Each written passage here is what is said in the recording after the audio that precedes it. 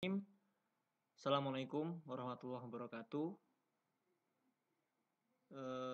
Berjumpa dengan saya Agus Indra Priyono. Saat ini saya akan memberikan materi pelajaran untuk kelas 12 program studi Teknik Pemesinan dan untuk mata pelajaran Teknik Pemesinan Bubut atau Teknik Bubut. Oke, karena untuk menghemat waktu, mari langsung saja kita masuk ke materi atau beberapa kompetensi dasar KD dan KI-nya.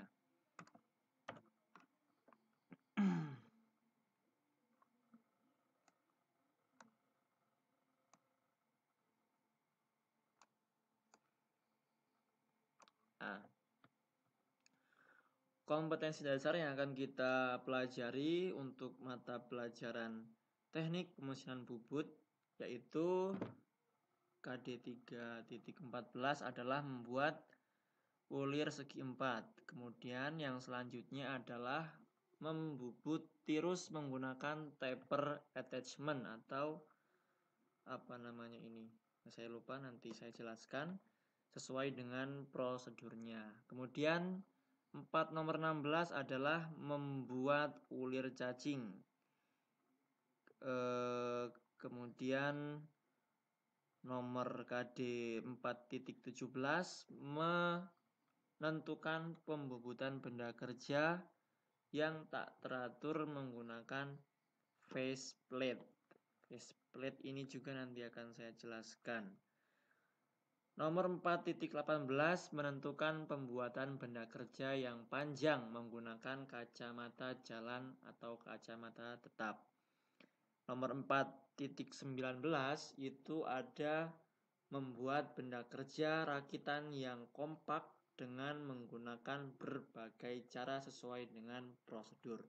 Oke, langsung saja untuk menghemat waktu kita masuk ke kompetensi dasar yang pertama, yaitu membuat ulir segi 4 luar dan dalam.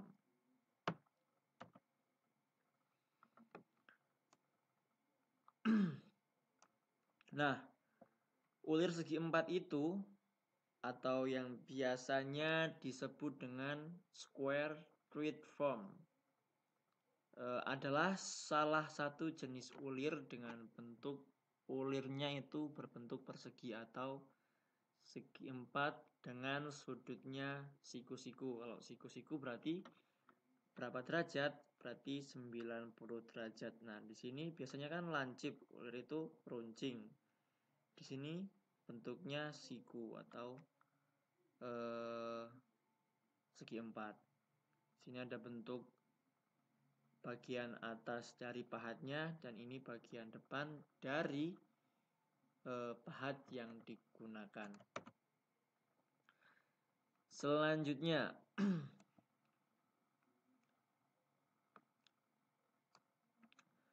ulir segi 4 biasanya digunakan untuk ulir daya, berarti daya yang kuat atau daya yang besar. Dimensi utama dari ulir segi 4 pada dasarnya sama dengan ulir segi 3, yaitu diameter mayor, diameter minor, kisar atau pitch, dan sudut helix. Pahat yang digunakan untuk membuat ulir segi 4 adalah pahat yang dibentuk atau diasah secara manual ya menggunakan gerinda. Penyesuaian bentuk pahat ulir segi 4 ini dipertimbangkan sudut helix ulirnya. Nah, sudut helix ini nanti ditentukan menggunakan perhitungan. Perhitungan itu nanti berdasarkan dengan bagan atau tabel pitch. Pahat yang biasa digunakan untuk ulir segi 4 itu adalah pahat HSS atau karbida juga bisa.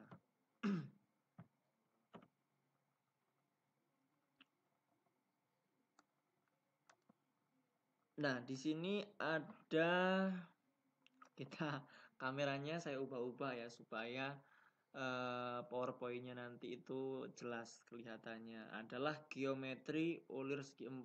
Di sini adalah bentuk ulir yang bisa digambar. Di sini ada F. F ini adalah flat atau jarak ulirnya itu setengah dari pitch. Pitch itu apa? Kisar. S ini adalah space atau jarak ulir satu dan ulir yang lainnya di bagian luarnya, atau bisa dihitung dengan menggunakan cara setengah pitch. Dan di sini ada P. P ini pitch. Pitch ini ditentukan dari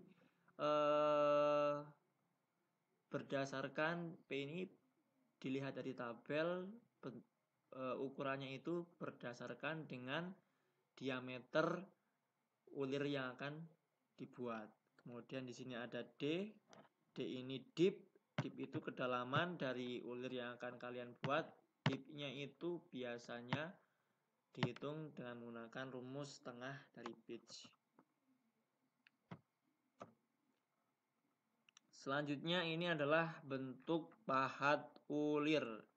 Bentuk pahat ulir yang akan kalian buat sebelum membubut ulir. Di sini ada top view. Top view itu adalah gambar bagian atas dari pahat yang akan kalian buat. Kemudian ada side view-nya seperti ini. Kemudian bagian depannya itu seperti ini. Ada sisi miring. Nah, ini tidak seperti pahat alur ya. Kalau pahat alur kan lurus. Nah, ini ada kemiringannya. Supaya apa? Karena kalau bergerak pahatnya tidak merusak dari ulir yang kalian buat. Nah, ini kan nanti bergerak ke sini. Nah, supaya pahatnya ini nanti tidak, ujung pahat yang bagian bawah tidak merusak ulir yang telah kalian buat.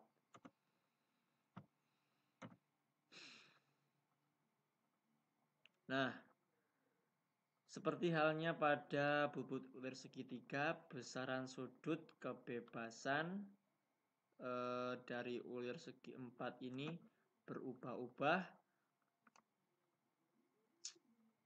tergantung dari kisar atau gang atau jarak antar ulir yang akan dibuat. Nah, lembar pahat ulir segi 4 tidak terlalu presisi.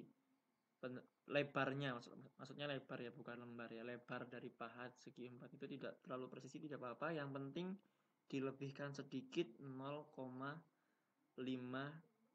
mm dari setengah pitch yang telah kalian tentukan di awal.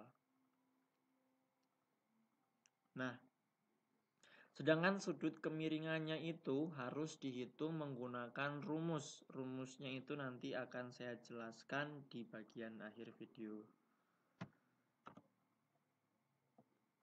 Nah, untuk mendapatkan sudut bebas sisi samping pahat bubut ulir yang standar, sebelum melakukan penggerindaan atau pengasahan sudut-sudut kebebasannya harus dihitung terlebih dahulu. Jadi kalian harus bisa menghitung sudut kemiringan pahat yang akan kalian buat, sehingga nanti akan tercipta pahat yang baik. Sebagai ilustrasi, misalnya sebuah ulir apabila dibentangkan dari titik awalnya maka akan membentuk sebuah segitiga siku-siku. Nah, segitiga siku-sikunya maksudnya seperti ini. Nah, ini ada kisarnya. Kisar ini adalah jarak antar ulir dari tabel. Lihatnya ya. Keliling lingkaran ini adalah keliling diameter mayor dari ulir yang akan kalian buat. Nah, sudutnya ini sudut alfa, sudut yang akan kalian gunakan untuk membentuk pahat yang akan dibuat. Alfa ini tadi yang akan menentukan kemiringan dari pahat yang akan dibuat sehingga pahatnya tidak akan merusak benda kerja. Nah, di sini rumus menentukan kemiringan dari pahat yang akan kalian buat. Tadi ada kisar kisar ulirnya, kemudian ada keliling lingkaran. Di sini kisarnya ini P dilihat dari tabel. Tabel kisar ulir segi 4 nanti bisa saya tampilkan ketika kalian sudah memahami cara menghitung sudut kemiringan dari ulir segi 4. Kemudian Pi ini satuan untuk mencari diameter atau keliling lingkaran biasanya menggunakan 3,14 dan D ini adalah diameter mayor dari ulir yang akan dibuat. Tangan alfa ini nanti alfanya yang akan kita cari. Nah, itu saja materinya. Dari sini dapat dilihat ya, dari awal sampai akhir kita sudah memasuki rumus cara menghitung sudut kemiringan dari pahat ulir segi 4. Nah, pertemuan pada kali ini saya cukupkan sampai di sini. Apabila nanti ada pertanyaan silahkan ditanyakan di LMS sekolah. Nah, di sini ada tugas yang perlu kalian kerjakan, silahkan dibaca, di pause videonya, kemudian ditulis tugasnya, boleh dicari di internet. Setelah selesai nanti bisa langsung kalian update atau foto, dikerjakan di kertas ya, kemudian di kertas boleh, di buku saja sebaiknya, dikerjakan di buku, ditulis soalnya, kemudian difoto menggunakan HP, selanjutnya dikirim di LMS sekolah yang sudah dibuat. Cukup jelas? Kalau sudah, saya akhiri dulu video penjelasan materi ulir segi 4. Apabila ada pertanyaan silahkan ditanyakan di kolom komentar atau bisa ditanyakan di LMS. Sekian, mohon maaf apabila masih terdapat kekurangan. Saya akhiri. Wassalamualaikum warahmatullahi wabarakatuh.